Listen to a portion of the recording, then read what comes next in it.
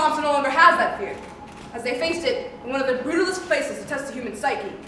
For the moment, they are alone in the conviction they gained during this test. The conviction that there are things beyond our comprehension, things that defy logic and man-made rationality, that there are things that can never and should never be understood by the human consciousness. The year is 2087. We are joined now by Commander Douglas Stansfield, astronaut, a man about to embark on one of history's longest journeys and hopefully back again. This is the beginning, man's first step to the longest leap into the unknown. Science has solved all the mechanical details. Now it's up to one human being to breathe life into blueprints and computers, to prove once and for all that man can live half a lifetime in outer space. This is Earth. Ahead lies a planetary system. This vast region in between is the Twilight Zone.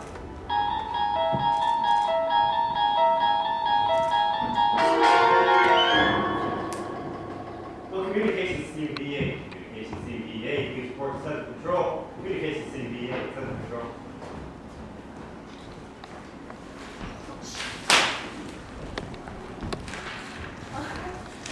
My hero. Those are done. What, picking up papers? I'm the new officer. I follow around people who look stricken. Oh, and do I look stricken? Well, in this moment, yeah. I don't believe we met. Are you permanently stationed here? Yes, I'm with the space agency. And you are? Oh, Commander Douglas Stansfield reporting from the Providence formerly known as the United States of America. So you're the one. The one. Well, the one who's tasked with saving the world. Looks like word gets around quickly here. Quicker than you might imagine. I've always wanted to meet you. Well, isn't that a coincidence? I've always wanted to meet you too. No, that's true. I had a dream about this very moment. And in this dream, there was some godlike being who told me that I would one day meet a handsome man with a stricken look who likes to go around dropping papers in corridors. And in your dream, did this godlike thingamajig happen to tell you the name of this stricken man? Mm-hmm. William Warren. Oh, very subtle astronaut. Although William is rather formal, my friends call me Billy. Well then, Billy. Oh no, you don't, astronaut. We're not there yet. I'd like to be. It's been an honor meeting you. Well, in the spirit of us becoming more friendly, I don't suppose the space agency can do without your services for a couple of hours this evening, just long enough for dinner? Well, despite the fact that I am invaluable and that the entire space program rests on me alone, I think a 2 or 3 hour period can be carved out. I'm on the agency register, Commander. Feel free to give me a call. No, I won't call. I'll pick you up. I'll see you at 8. Au revoir, Billy from the space agency. At 8, astronaut. Au revoir.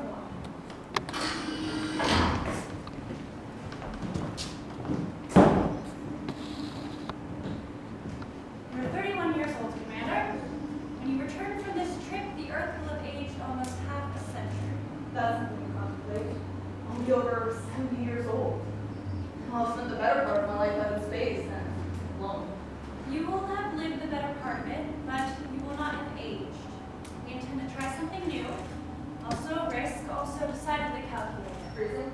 An extension of that, it will be a suspended animation in its purest form.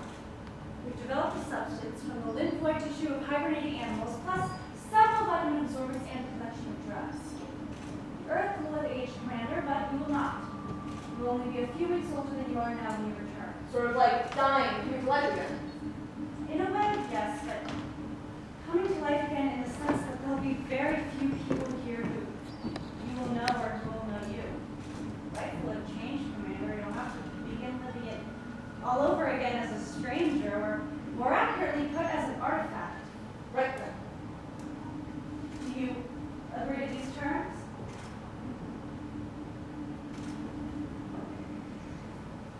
I do.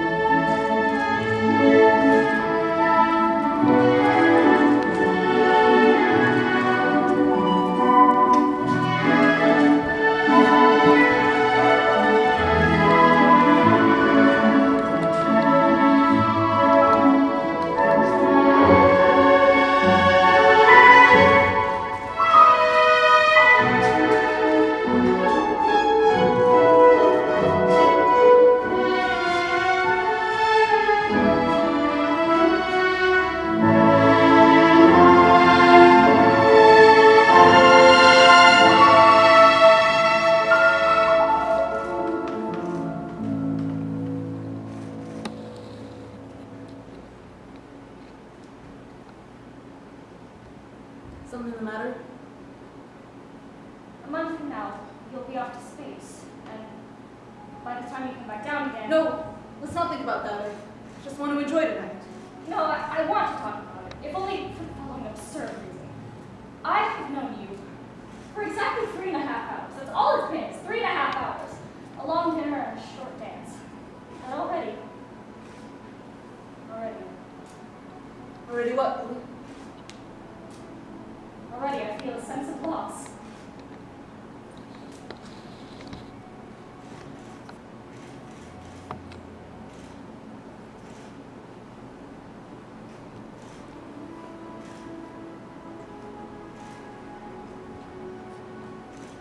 My life had been space.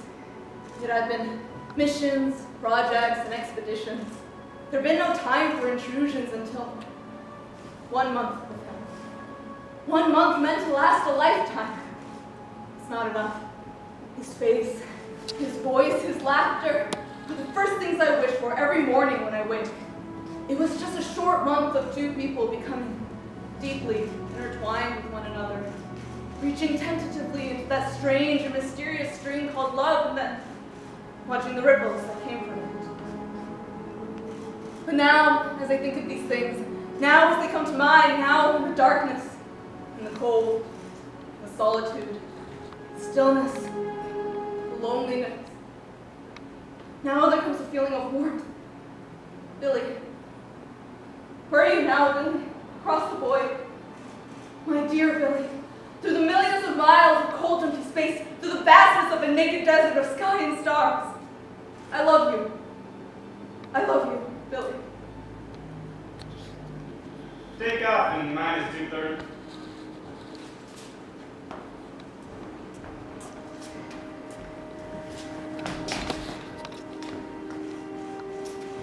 Unofficial and very much apart from protocol, but I couldn't let you leave, though, not without saying... It sounds silly, I know it's so soon, but I love you very much. And I shall sorely miss you, and my life, whatever there may be left of it, shall certainly be a dull, empty, and meaningless thing without you there. It's a very odd thing, Billy. When I get back, when I touch this earth again, I know the first thought I'll have, I know the first thing that I'll want to see, I know the first thing that I'll want to touch. The crotchety old man in the lace shawl, the one waving the welcome home sign, so look at me.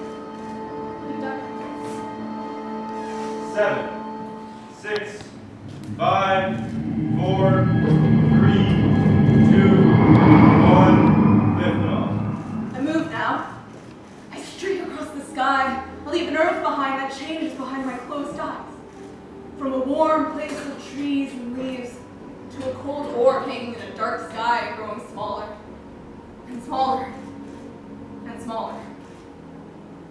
And as the time begins to pass, all I dream of is him. And I can do nothing about it. The love story of Douglas Stansfield and William Horne. A very literal case of star-crossed lovers. Mommy! I'm coming, sweetheart, I'm coming. What's the matter, sweetie? You fall out of bed? Oh, come on, I got you. What'd you do? Pull underneath? Come on, take my hand. Where are you? Mommy! Tina? Tina, where are you? Tina? Mommy! What's going on? Is Tina okay? I don't know, honey. I can't find her. Missing. One bright little girl. Name, Tina Miller. Age, 7 years. Description, average height and build, light brown hair.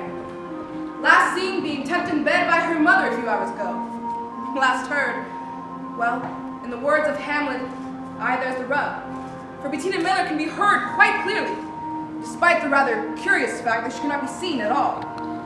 Present location, let's say for the moment, the Twilight Zone.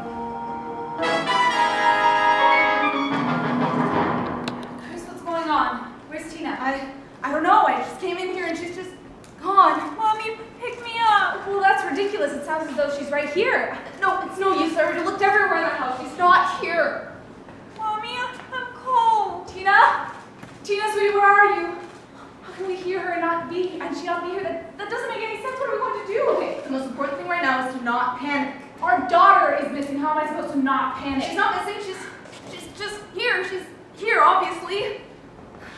Mommy! Tina, sweetie, it's okay. It's going to be all right. If she's not missing, then where is she? She's just lost. Yes, thank you for that important distinction. Well, her physical body is obviously not here, but she has to be somewhere close. Otherwise, we wouldn't be able to hear her. Well, what are we going to do? I'm gonna call Bill and ask him to come over. What can Bill do? Shh. Bill? Bill, it's Chris. Yes, I know it's late, but this is an emergency, Bill. Tina's gone. No, she hasn't been kidnapped. She's just lost. She's here, but she's not here. Yes, I know that doesn't make any sense. I don't understand it either. Bill, for crying out loud, will you just get over here? Hurry. Bill's on his way. What is Bill supposed to do? Well, he's a physicist. Maybe he'll understand more than we do. I don't know. He was the first person I thought of. A physicist. Our daughter is missing and you call a physicist. Should we call the police or something? And what? Report her is missing when she's not? She's here. We just have to figure out how to get to her.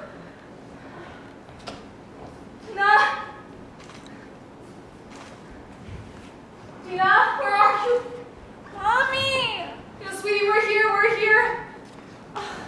This is maddening. It's like she's here, but she's not. Where could she be?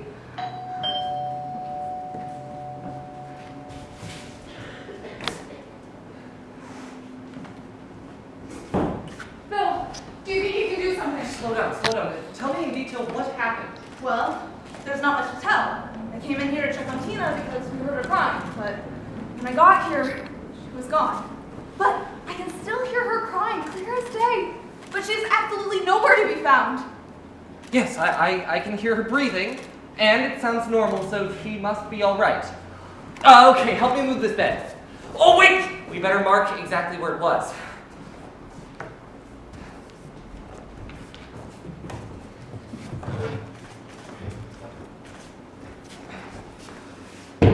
Okay.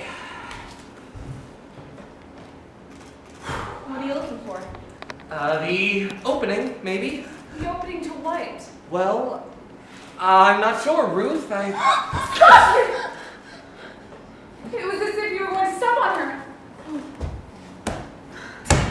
No, it doesn't make any sense. Now, are you sure you felt this whole area? Well, maybe not every single inch, but it's not. Calm down. Wait.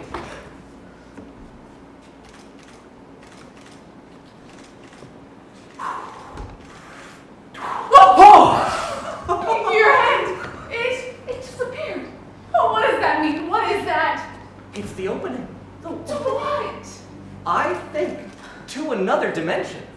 Another what? Now, I'm not sure if I'm right, Ruth, but I can't think of anything else. Tina must have rolled out of bed and gone right to another dimension. Well, how do we get her back? What do we have to do? Can we go through too and look for her? Well, theoretically, yes. Oh, but you can't!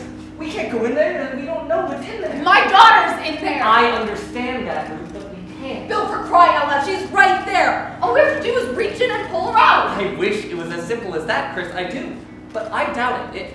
If it's what I'm thinking, it's some sort of gap opening on another dimension. Perhaps the fourth dimension, or, well, we can only hope it's on the fifth dimension. What does that mean? Are you telling me there's another dimension on the other side of that wall? And what's so bad about the fifth dimension? It's not bad necessarily, it's just different and strange. It's a completely different world from ours. It's laid out differently. The rules aren't the same. And I mean, this is all conjecture. Nobody's actually gone in there and been able to tell us what it's like. Oh my God. So what? We can't get her back? She's trapped? Not necessarily. It will be tricky, very tricky, but with some luck, we might be able to get her back. First things first, I need my chalk back. We need to figure out just how big this thing is. Bill, I just don't understand it. How can another dimension exist? How can it be right on the other side of this wall? The third dimension is just a step below the fourth, Chris. It's just one step, granted, but it's a big step.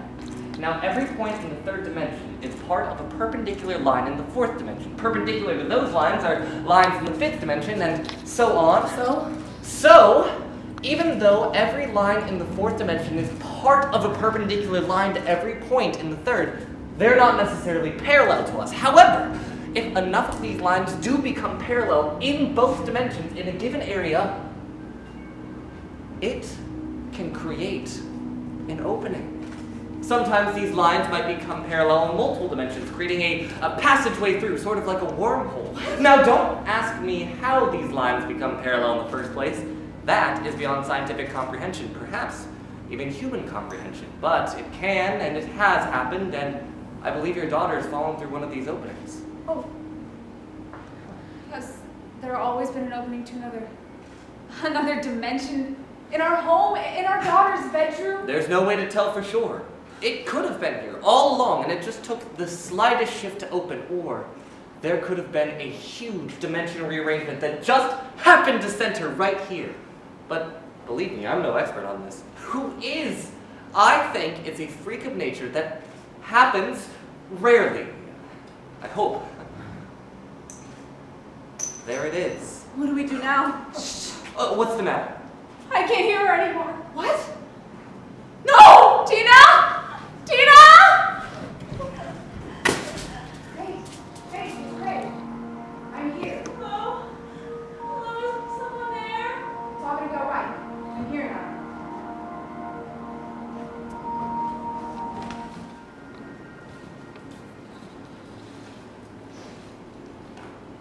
To the left, you know? At the end, we could have left. We made plans to leave, and then we just did it.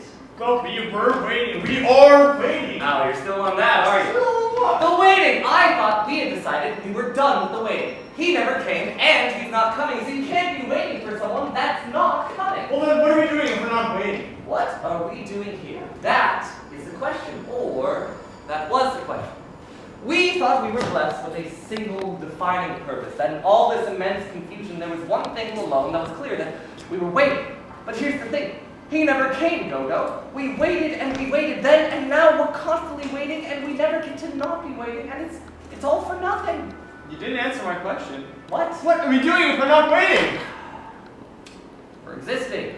What does that even mean? I am still trying to figure that one out. I'll let you know once I do. So you are waiting.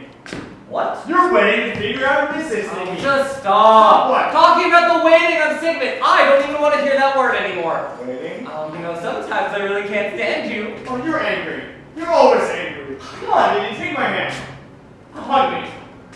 Oh, you smell like garlic. Why do you all smell like garlic? I always seem to have some. It's good for the kidneys, you know? What are we doing again? I wish I knew. We're not waiting. Don't say it! Ting. There you go again. Well then, what are we doing? We had an idea a while ago. What was it? Oh, God, I can't remember. It was grand. I remember that much. I remember! No! What was it? We were gonna hang ourselves. Why on earth would we do that? I heard it gives you an erection. An erection? Yeah. Let's hang ourselves immediately!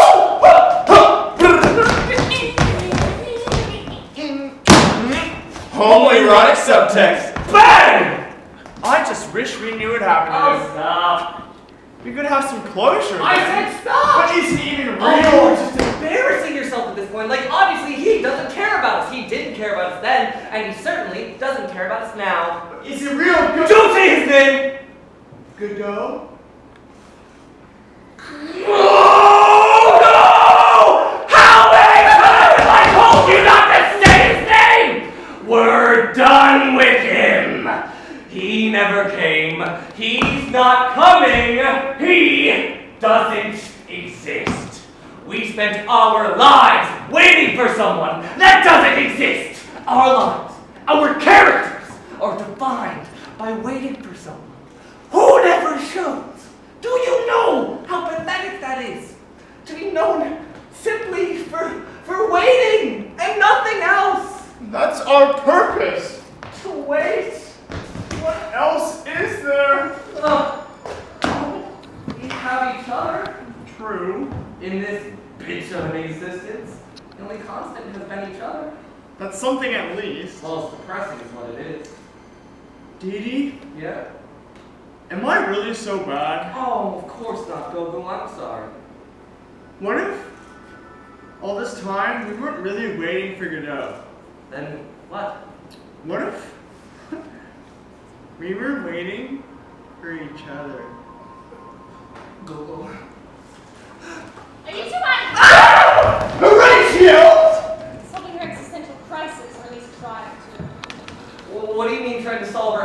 the crisis? You two are stuck in a loop. You're always bickering about whether or not to continue waiting, and then you find meaning in each other, only for you. Did you see him, Gogo? Only for you to regain hope that he may actually show up one day. No, I'm sorry, I couldn't see it. Wait, so we've been through this already? Countless times. Oh, you know, I do remember now. It's easy to forget when every day feels the same. A portrait of existentialism. Vladimir and Astronaut from Samuel Beckett's absurdist masterpiece, Waiting for Godot. Joined here in a place outside of time by Horatio, one of the sole survivors from Hamlet. Together, questioning if they could have an identity outside of their plays. Are they doomed to an eternity of reliving the plays they're from over and over? Or can they have an identity outside of the bounds set to them by their playwright? A task normally deemed impossible, absurd even, but may just be possible in the Twilight Zone. Now, hey, What? act like we can't see you or hear you, and you're literally right here. Yeah, like we get it. You're the narrator. This is your story, but you can at least acknowledge us. Look, I'm supposed to be doing my job. Okay, I'm supposed to Yes, we know you're supposed to give these dramatic introductions that really set the scene and make us feel like we're in the Twilight Zone. No! Let me ask you something. Don't you ever get lonely? Lonely? What do you mean? Well, it seems like a pretty lonely existence that you ask me. Never getting to have another conversation with another character. No back and forth, no banter. That's half the fun of being at play. Yes, I suppose you're right, but really I have a job Oh, to do. you've done it. You've introduced us. Job's done. Now, come join us in the endless fun that is contemplating our meaningless existence over and over. Yeah, it's like Groundhog Is Day. that not a rom-com? Hey. Well, that's very important work. I can't interrupt that. He thinks absurdism is important. Oh, buddy, you don't even know the first bit. About absurdism. Don't patronize me. This is my story. Not anymore. Yeah, you don't have the same power here. But this is the Twilight Zone. How can I not have any power? Aye, there's the rub. You're in one corner of the Twilight Zone, where you become a real character. You know, the kind that can interact with other characters on stage. So what? I'm not the narrator anymore? Yes and no. Let's see, do you have a name other than the narrator? No. Oh, damn, that is a rough deal. At least we have names. Well then, welcome to the existentialist corner of the Twilight Zone! Let us give you the grand tour. Above you, you will find nothing. To your left, you will also find nothing. In front of you, you'll find an audience of your peers judging your every move. To your right, you'll find nothing again. And below you is rats. Rats? What the fuck are you doing, Gogo? Yes, thank you, but we already knew all of that. It's not like this is the first time we've been here. Yes, but this is the first time they're here, and this is all for them. Oh, thank you so much. Yes, of course, you're right. Ow! Would you look at the time? It's time for existentialist support group! Circle up, everyone! Circle up! Wait! We're missing someone. This scene is called 5 characters in search of Nexus. There's only 4 of us here. What do you mean? I know she's here. She's been here. What do you mean? But Sarah. Sarah Cowell, she lives here. Oh. Well, anyway, who wants to go first? God, this is pointless. Pointless, yes! Who's next? Why are you facilitating this? Shouldn't I be in charge? Well, obviously, I have the most experience with absurdism. What about Gogo? Why can't they be in charge? Yeah, why can't I be in charge? Well, that's not the direction I wanted this support group to go in. So I'm going to bring it right back around to Horatio. They have the right spirit. Now, Horatio, H-Man. Barely a day goes by without some new interpretation or take of Hamlet, some varying quite a great deal from the original. And yet, in all of these, there's not a single one in which Hamlet actually confides in you, and you work that together. Now, how does that make you feel? Power's gone straight to the head. This is ridiculous. Yes! Ridiculous! Let's have some more of that! I find it a little ridiculous. After having spent countless years waiting for someone, you would just give up one day, out of the blue. How can you dedicate your life to someone and then just give up on them? It's called acknowledging a lost cause when I see one, something you seem utterly incapable of. Well, you seem utterly incapable of you. glad to have a little hope to think that maybe, just maybe, our entire existence isn't absurd. That Godot can still come. Oh, Gogo, you are an idiot! Go again. You're playing to exactly what they want! Why can't you be your own man? Playing what who wants? Every existentialist. The key point of existentialism is the constant struggle to find meaning where there isn't any. The game is rigged, and we've spent our entire lives being their pawns. I, for one, say enough! Embrace and rejoice in the fact that nothing fucking matters! Woo! That would technically be nihilism. Can you please just let me have this one? Sorry, continue. Gogo! I need you to realize Godot's not coming. If I can get you to realize that, then maybe this will all be worth it. He's not coming? No, he's not. Does he even exist? Oh, God only knows. Do we even exist? What? As much as anyone here does. Well, what about them? Do we exist as much as they do? In a way, we exist more than they do. We Haha. have all made an impact that has lasted beyond our creator. But can we ever really be anything more than the two-dimensional? We're all complaining about our suffering. But can our pain even compare to having to live a full human life? That's just depressing. Not necessarily. Beauty is born out of pain. That's just pretentious. I am pretentious. The point is, Gogo, you know Godot's not coming. Even if we weren't characters in an absurdist tragedy, Godot can never come. Beckett made sure of that. Samuel fucking Beckett. That man ruined our lives. Well, that man made our lives. That man made our misery. He's a creator! Yes, but creators create their work and leave. But he didn't do that, did he? He just couldn't give up the control, could he? That little bitch is dead! And he still has creative control over our characters. Well, he did create us. Fuck the Beckett estate. Excuse me? Fuck the Beckett estate! Sir, this is illegal! You're illegal. Excuse me? You know you didn't get the rights from CBS for this. Okay, I have one thing to say. Fuck CBS! Hell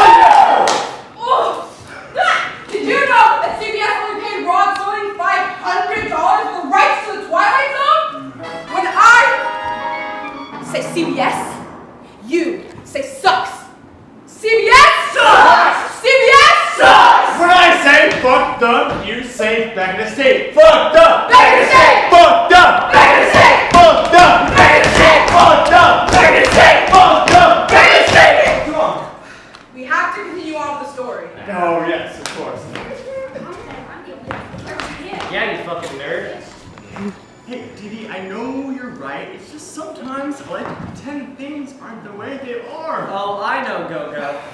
I know. So that's it? Gogo just accepted that Godot's not coming? Not quite. What do you mean?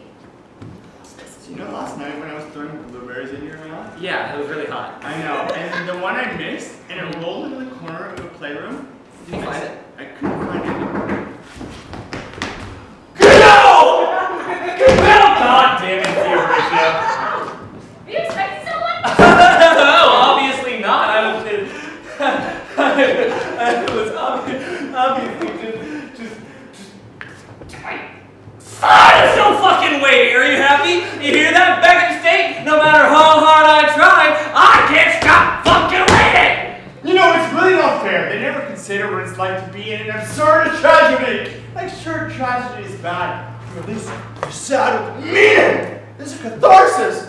Where's our catharsis? Don't act like it's so easy to be a character in a classic tragedy. Okay, fine. Not only do we have to deal with both absurdism and tragedy, but we never get to be anything more than our original characters. Do you know how maddening that is? Barely anybody these days does Hamlet without some new, fresh spin on it. It's 400 years old, and yet the current generation of theater makers keeps on reinventing it to make it fresh and new. Where's our fresh and new? Where is it? Horatio, where did you just come from? Oh, well, let's see. First, I was in a high school English class that was reading Hamlet. Now that was fun. They had this sport boy reading as Gertrude. That was just hilarious. It was maybe a little misogynistic, but still good fun. The line reading my part wasn't half bad, but Polonius was horrible. He had no sense of the irony at all. Let's see.